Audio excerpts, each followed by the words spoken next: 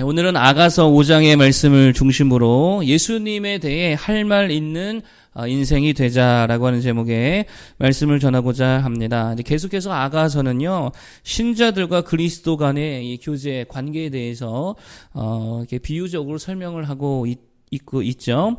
이와 관련해서 오늘 좀 몇 가지를 말씀드리면, 첫 번째로 예수 그리스도는 성도들을 살찌워 주신다라고 하는 거예요.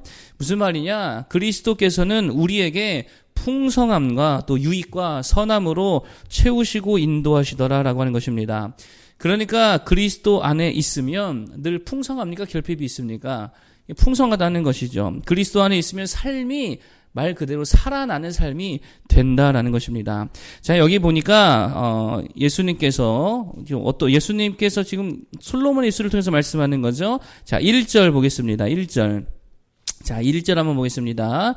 시작. 내 누이 내 신부야, 내가 내 동산에 들어와서 나의 몰약과 향재료를 거두고 나의 꿀송이와 꿀을 먹고 내 포도주와 내 우유를 마셨으니 나의 친구들아 먹으라, 나의 사랑하는 사람들아 많이 마시라. 아멘. 주님께 가면 뭐가 있다는 거예요? 몰약과 향재료가 있고 꿀송이와 꿀도 있고 또 포도주와 우유도 많이 있더라. 그러니까 와서 다 누리고 먹어라 라고 하는 거죠. 몰약과 향재료가 의미하는 게 뭡니까? 몰약과 향은요, 우리를 더 가치 있게 해주는 것들이다라고 하는 것이죠. 그리스도 안에 있으면 우리가 더 존귀한 존재가 될 줄로 믿습니다. 여러분, 그게 오늘 성경이 말하고 있는 거죠. 그러나 마귀는 어떻습니까? 마귀는요, 우리를 더 존귀케 하는 것이 아니고 우리를 더 진짜 쓸모없는 존재로 만들잖아요.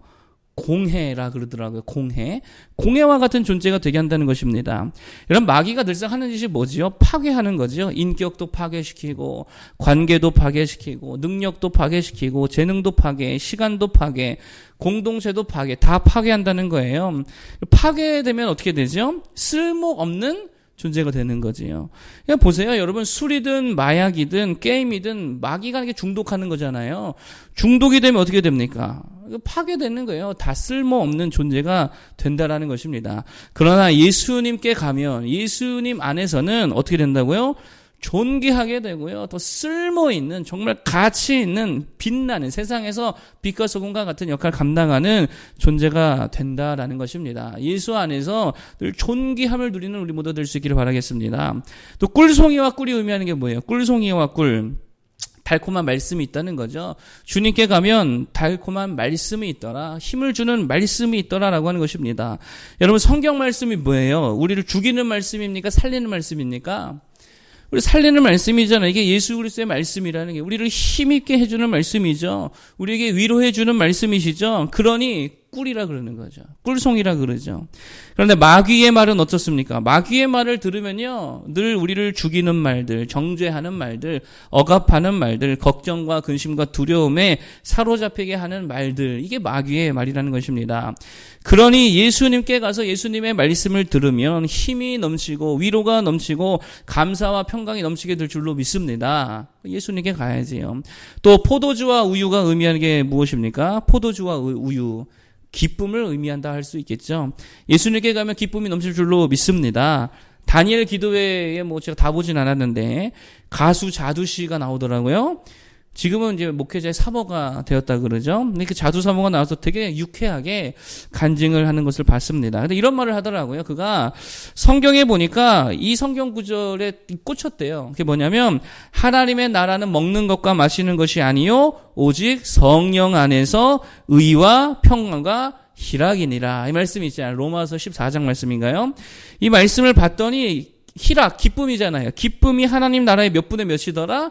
3분의 1이더라. 이걸 자기가 깨달았다는 거죠. 아, 하나님의 나라는 기쁨이 충만해야 되는구나. 그래서 그때부터 기뻐하는 신앙생활을 하게 되었다. 이런 간증을 하는 것을 보게 되었습니다. 여러분, 그러니 예수 믿는 생활에서 정말 이게 기쁨이 얼마나 중요한지, 또 예수님께 가면 내가 억지로 기뻐하려고 기뻐하는 것이 아니고 주님 안에서 말미암는 참된 기쁨이 임하게 되는 줄로 믿습니다. 그래서 오늘 우리가 무슨 찬양 불렀어요? 예수께로 가면 나는 기뻐요. 이게 어린이 찬양이 아니에요, 원래. 이게 어린이로 이제 카테고리를 분류해서 그렇지, 원래 어린이 찬양이 아닙니다. 근데 모두가 다 부르는 찬양이죠. 예수께로 가면 나는 기뻐요. 걱정, 근심 없고 정말 즐거워. 이게 진리의 말씀이라는 것입니다. 그러므로 우리가 해야 될 게 뭐냐? 예수 그리스도를 더 가까이 해야 될 줄로 믿습니다. 그리스도와 깊이 있게 교제해야 될 줄로 믿습니다. 그러면 그 안에서 우리가 정말 쓸모있고 가치있고 존귀한 존재가 되어지고 힘을 얻게 되어지고 기쁨을 다 누리게 된다라고 하는 것입니다. 지금보다 더 가까이 나아갈 수 있는 모두가 되길 바라겠습니다. 두 번째로 말씀드릴 것은 뭐냐? 주님께 나아갈 때에 어떤 태도가 좋냐라고 하는 거예요. 나아가긴 나아가는데 어떤 태도가 좋냐. 한마디로 말하면 즉시 나아가는 게 중요하다는 게. 즉시 나아가라. 이게 진짜 중요합니다. 자, 여기 보니까 이제 2절, 1절은 솔로몬의 말이었고 2절부터는 다시 이 술람미 여인의 고백인데, 자, 2절 한번 볼까요? 2절. 자, 2절 한번 보겠습니다. 시작. 내가 잘지라도 마음은 깨었는데 나의 사랑하는 자의 소리가 들리는구나. 문을 두드려 이르기를 나의 누이, 나의 사랑, 나의 비둘기, 나의 완전한 자야 문을 열어다오. 내 머리에는 이슬이, 내 머리털에는 밤이슬이 가득하였다 하는구나. 자, 지금 무슨 상황이냐면 술람미 여인이 잠자려고 이제 잠자리에 들었습니다. 그랬더니 문 밖에서 누가 문을 두드리는 거예요. 누가 문을 두드려요? 사랑하는 자. 솔로몬이 와서 문을 막 두드리는 거예요. 그러면서 문을 열어다오. 내가 지금 밤이슬이 다 맞아가지고 이러고 있다. 이게 문을 두드리고 있더라라고 하는 것입니다. 자, 그런데 3절에 보니까 한번 읽어보겠습니다. 3절 시작. 내가 옷을 벗었으니 어찌 다시 입겠으며 내가 발을 씻었으니 어찌 다시 더럽히랴마는. 이게 무슨 말이냐면 약간 고민하고 있다는 거예요. 지금 다 잘 준비했는데 끝났는데 나갈까 말까 살짝 고민이 된 거죠. 자, 그러고 난 다음에 5절 6절 한번 보겠습니다. 그러고 나서 결단합니다. 5절 6절 시작. 일어나 내 사랑하는 자를 위하여 문을 열 때 몰약이 내 손에서 몰약의 집이 내 손가락에서 문빗장에 떨어지는구나. 자, 이렇게 해서 문을 결국은 열어줬습니다. 자, 그랬는데 6절에 보니까 어떻게 됐느냐 보겠습니다. 6절 시작. 내가 내 사랑하는 자를 위하여 문을 열었으나 그는 벌써 물러갔네. 그가 말할 때에 내 혼이 나갔구나. 내가 그를 찾아도 못 만났고 불러도 응답이 없었노라. 아멘. 잠깐의 주저함이 있다가 문을 열었는데 그 사이에 어떻게 된 거예요? 가버린 거예요. 사랑하는 자가. 여러분, 그래서 술람미 여인이 거리로 나가서요, 막 사랑하는 자를 찾아서 막 헤매는 장면이 그 이후에 나오게 되어지죠. 여러분, 그러니까 무슨 말입니까? 주님께서 우리를 부르실 때에 문 밖에 서서 문 좀 열어다오. 나를 좀 영접해다오. 문을 두드릴 때에는 무슨 일이 있어도 어떤 바쁘고 분주한 일이 있다 하더라도 어떻게 된다는 거예요? 즉시로 열어야 된다는 거예요. 잠시라도 주저하다가 그 좋은 타이밍을 다 놓쳐버릴 수 있다는 것입니다. 스티븐 코비의 성공하는 사람들의 7가지 습관이라는 되게 오래된 책이 있습니다. 자기계발서에 관한 바이블이다, 이렇게 불리는 책이죠. 교과서 같은 책인데, 거기 보면, 우리가 다 아는 말이죠. 아주 유명한 말이 있습니다. 급한 일보다 중요한 일을 항상 먼저 해라. 급한 일을 하는 게 아니고요. 항상 뭐부터 하라고요? 중요한 일부터 하라는 거예요. 여러분, 이게 되게 중요하죠. 마귀는 근데 늘 우리를 어떻게 속이냐? 야, 급한 일부터 해. 먹고 사는 일 급하잖아. 너 지금 당장 결혼해야 되잖아. 당장 지금 취업 준비해야 되잖아. 급한 일에 몰두하게 되어지죠. 몰두하게 하죠. 그러나 여러분, 우리에게 가장 중요한 일이 무슨 일입니까? 예수님 만나는 일이라는 거지요. 예수님께 나아가는 일이라는 것입니다. 주님 만나야 될 줄로 믿습니다. 여러분, 이거 없으면 죽잖아요. 이거는 생명에 가는 거기 때문에 가장 중요한 일이라는 것입니다. 그러므로 주님이 우리를 부르시면 그게 언제든지 어디서라든지 어떤 상황 속에 있다 하더라도 주님이 부르실 때는 그 즉시로 주님께로 달려갈 수 있는 우리의 모습이 되어야 될 줄로 믿습니다. 여러분, 그래서 마가복음에 보면은요, 제자들이 주님을 따를 때에 그 앞에 붙는 단어가 하나 있습니다. 그게 뭐냐면 즉시로라고 한 단어가 따라 붙어요. 주님이 누구를 불렀더니 그들이 즉시로 일어나 예수를 따르더라. 가장 이상적인 모습이라는 것입니다. 우리도 마찬가지라는 것이죠. 그 즉시로 주님이 기도하라 하면 기도하고, 회개하라 하면 주님이 바쁜 일을 하고 나서 나중에 회개하는 게 아니라 그 즉시로 무릎 꿇고 회개하고 순종도 즉시로 할 수 있는 모두가 되기를 바랍니다. 그러면 주님 안에 엄청난 것들을 다 누리게 될 줄로 믿습니다. 즉시로 나아갈 수 있는 모두 되기를 축복합니다. 자, 마지막 세 번째는요, 오늘 설교 제목과 같이 할 말 있는 인생이 되자라고 하는 것입니다. 무슨 할 말이 필요할까요? 자, 성경을 한번 보겠습니다. 성경을 보니까요, 9절을 보겠습니다. 자, 9절은 어떤 내용이냐면, 술람미 여인이 이제 예수님을 막 자기가 예수님이 아니고 솔로몬이죠. 자기가 사랑하는 사람들을 막 찾아 헤매고 있을 때에 9절에 그 동네 여자들이 이 여인에게 하는 말이죠. 한번 보겠습니다. 9절 시작. 여자들 가운데에 어여쁜 자야, 너의 사랑하는 자가 남의 사랑하는 자보다 나은 것이 무엇인가? 너의 사랑하는 자가 남의 사랑하는 자보다 나은 것이 무엇이기에 이같이 우리에게 부탁하는가?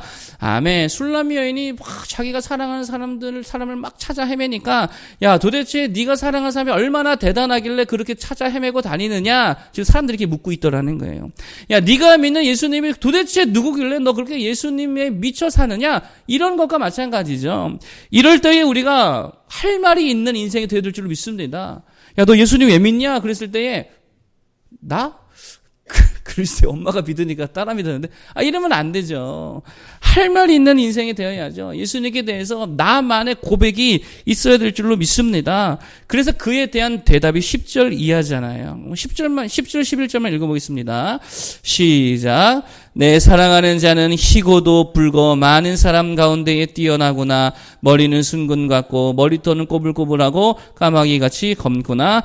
아멘. 쭉 살펴보면은요, 이거는요 무슨 교리적인 고백이 아니죠. 예수님은 뭐 어쩌고 저쩌고 교리적인 고백이 아니라 어떤 정답을 말하는 게 아니고 자신만의 그리스도, 자신만의 신앙 고백, 이걸 말하는 거죠. 우리도 이런 게 있어야 될 줄로 믿습니다. 내가 만난 예수님이 누구인지, 나에게 베푸신 은혜가 무엇인지, 그걸 좀 이야기할 수 있는 우리 모두가 되어야 될 줄로 믿습니다. 어제 하나님의 인도하심에 대해서 이야기했는데, 하나님께서 우리를 목자와 같이 넌지시, 이게 알게 모르게 인도하신다라 그랬죠. 그러면 우리가 그거에 대한 고백이 있어야죠. 내가 살아봤더니 우리 주님께서 내 인생을 정말 어쩜 이렇게 정확하고도 어쩜 이렇게 아름답게 인도해 주셨는지 모릅니다. 그러면서 하나님의 인도하심에 대해서 할 말 있는 인생이 되어야죠. 주님이 베풀어 주신 은혜, 주님께서 나에게 주신 기도의 응답들, 주님께서 나와 함께 해주셨던 그 아름다운 인생의 스토리가 있어야 될 줄로 믿습니다. 사람들이 왜 그렇게 예수에 미쳐있냐고, 그럼 정말 할 말 있는 인생들이 되기를 축복합니다. 자, 그러려면 우리에게 필요한 게 뭡니까? 그러려면 주님이 일하시도록 하나님을 믿고 하나님을 신뢰하고 하나님께 맡겨드리는 모습이 필요하다라는 것입니다. 맡겨드릴 때 주님이 일하실 거 아니에요. 맡기지도 않고 내 혼자 다 하면 그 무슨 고백이 있습니까? 무슨 은혜가 있습니까?